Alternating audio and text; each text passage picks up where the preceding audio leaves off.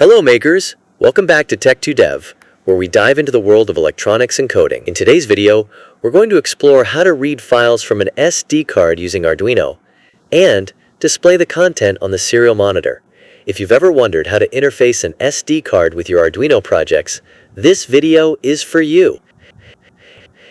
Components needed are an Arduino board like Uno or Mega, an SD card module, an SD card formatted as FAT16 or FAT32.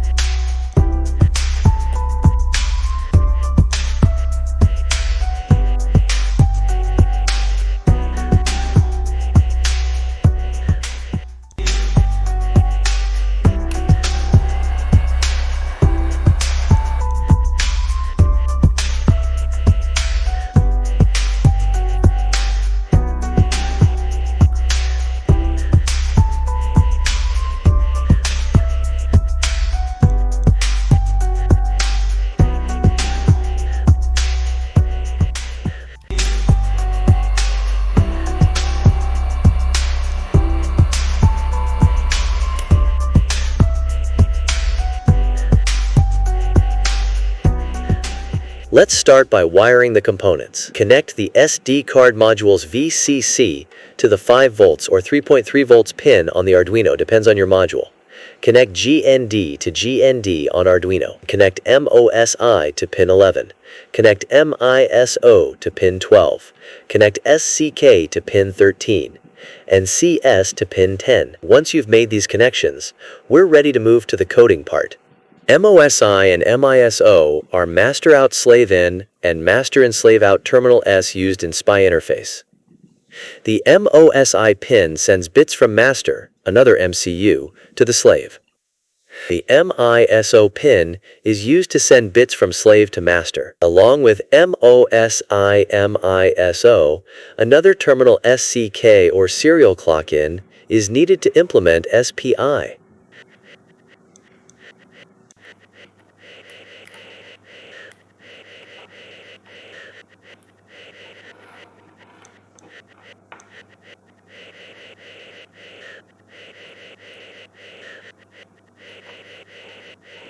Now, let's write the Arduino code to read files from the SD card and display the contents in the serial monitor.